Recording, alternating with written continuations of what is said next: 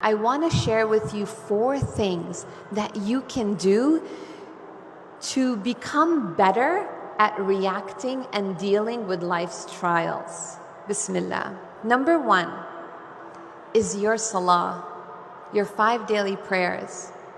We often underestimate the sheer power of our salawats. Once Aisha radiallahu anha, she asked the Prophet sallallahu alaihi wasallam, and she said, Ya Rasulullah, what was the most difficult time in your life?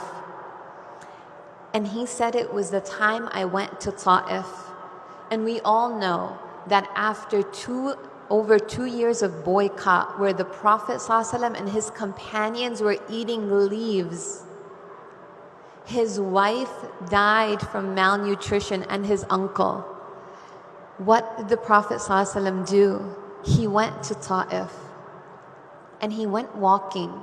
And when he got there and he told them about the message of Islam with this hope that they would accept the message since Quraysh was rejecting it, he was ridiculed.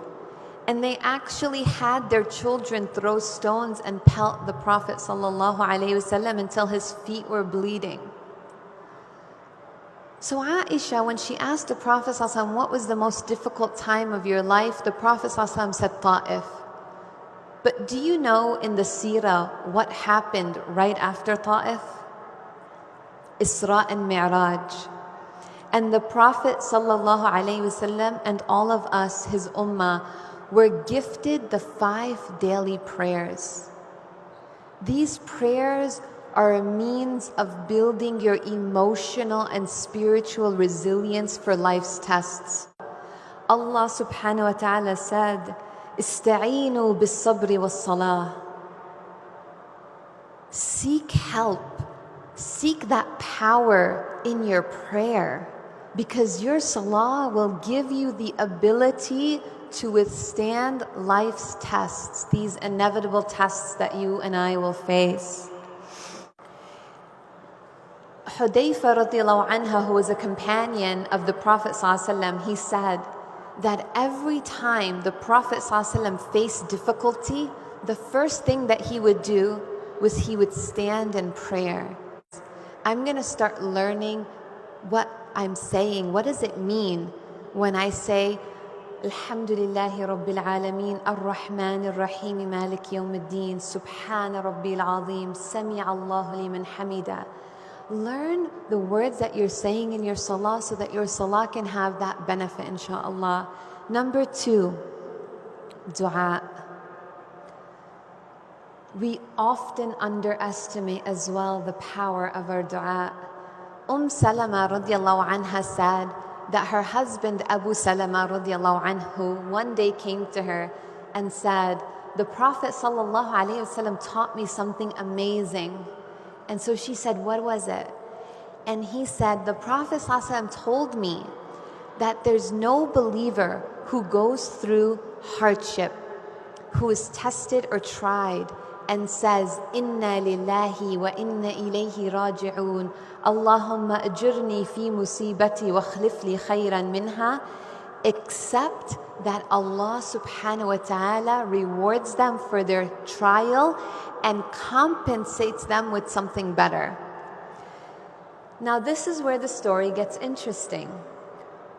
Salama radiallahu anha says, and when Abu Salama died, her husband that she loved so much, she says about him, he was the best husband ever. When he died, she said, I remembered this saying. I remembered this hadith. And I tried to get myself to say it. And I said it all except for the last portion. Oh Allah, compensate me with something better. She said, when I got up to that portion, I thought to myself, no one is better than Abu Salama. He was the best husband ever. But she trusted the Prophet ﷺ. And she believed in Allah subhanahu wa ta'ala and His power to give her something better. So she said, I said it.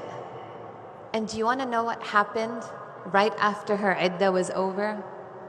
The best of creation the Prophet ﷺ asked for her hand in marriage and married her. And she gained one of the greatest honors that anyone can ever gain in this life. And she became a mother of the believers. Don't underestimate the power of your dua, especially in hardship. Allah subhanahu wa ta'ala says, أَمَّا يُجِيبُ الْمُضْطَرَّ إِذَا دَعَا وَيَكْشِفُ السُّوءَ. Is there anyone other than Allah subhanahu wa ta'ala that answers dua and that removes hardships and difficulties? When you raise your hands to make dua to Allah subhanahu wa ta'ala, I want you to remember something that the Prophet sallallahu alaihi wasallam said. He said that Allah is Hayyun Kareem. Allah is shy and generous. That when any one of us goes like this and makes dua, that Allah does not give them what they're asking for. So make dua to Allah, especially in times of difficulty, and you will find that Allah subhanahu wa ta'ala will be there for you. And make dua that Allah subhanahu wa ta'ala grants you well-being.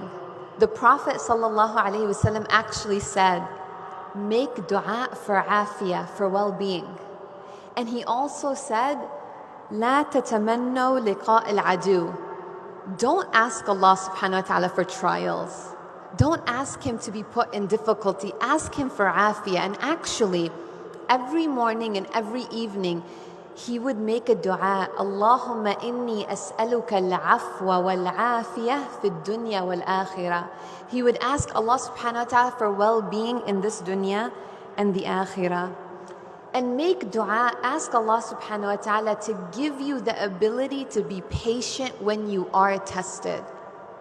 Number 3, remember Allah subhanahu wa ta'ala in times of ease. You know, there's a very famous narration which is a part of the 40 hadith of Imam Nawawi. It's a long narration that I really wish I had the time to go over, where the Prophet ﷺ is riding with Ibn Abbas radiallahu anhuma, and he gives the Ibn Abbas some beautiful advice. One of the parts of this advice is تعرف إلى الله في الرخاء يعرفك في الشدة. Recognize and acknowledge and remember Allah in good times, in times of ease and prosperity, and Allah will remember you in times of difficulty and adversity. And Allah subhanahu wa ta'ala tells us about this in the Quran. He tells us the story of His Prophet Yunus alayhi salam. Prophet Yunus alayhi salam was in a very difficult situation. He found himself in the belly of a whale, in the middle of the night, in the middle of the ocean. And while he was in the belly of the whale, he remembered Allah and he said, La ilaha illa anta subhanaka inni kuntu min al-zalimin. By the way, for those of you who want the du'as that I'm talking about today, don't worry. For your convenience, I've made a little sheet that you can download from my website, which is just dunyashuaib.com, with all the du'as and the references, inshallah. So don't worry about getting the du'as. I know I'm saying them really quickly. So Yunus alayhi salam said, La ilaha illa anta subhanaka inni kuntu min al-zalimin. And the mufassirun have said that when he said that, the angels actually said, Ya Allah, we hear a voice that's very familiar, but it sounds so far away. And Allah subhanahu wa ta'ala said, this is the voice of my servant Yunus. And Allah tells us in the Quran that because he said that, Allah got him out of the belly of the whale. But then Allah says something very interesting. Allah said, if he wasn't from the people who remembered me often, I would have left him in the belly of the whale until the Day of Judgment. So remember Allah in times of ease, and Allah will remember you in times of difficulties. Once a man came to Abu Darda radiallahu anhu. Abu Darda was a great companion of the Prophet sallallahu alaihi wasallam, and he said, advise me. And Abu Darda said, remember Allah when you're happy, and Allah will remember you when you're in difficulty. And then he said, make dua when you're in times of ease, and Allah will answer your du'as in times of difficulty. Number 4, last but not least, keep the end in mind. It's very interesting how the Prophet ﷺ really taught the companions to reframe the way they look at challenges and difficulties over his 23-year period as a Prophet ﷺ. One Sahabi says that he visited the Prophet ﷺ while the Prophet ﷺ was in his last illness. And he saw the Prophet ﷺ and he sat next to him. And the Sahabi says, I was clothed and the Prophet ﷺ was also clothed. And when my thigh touched his body was so hot I had to move away.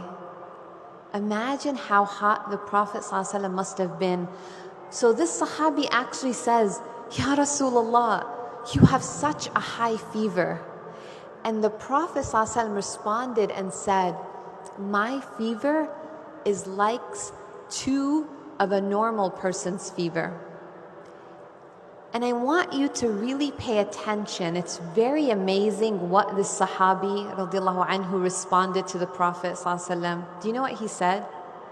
He didn't say, oh, poor you, oh Ya Rasulullah, that's so sad. No, listen to what he said. He said, Ya Rasulullah, is it because you will get double the reward? Look at how the Sahaba learned to look at challenges. He said, Ya Rasulullah, is it because you will get double the reward? And the Prophet ﷺ said, yes. This is the mindset of the believer. When the Prophet ﷺ said, عَجَبًا لِأَمْرِ الْمُؤْمِنِ, amazing is the affair of the believer. This is the mindset of the believer, where they see goodness in everything. The Prophet ﷺ said, yes.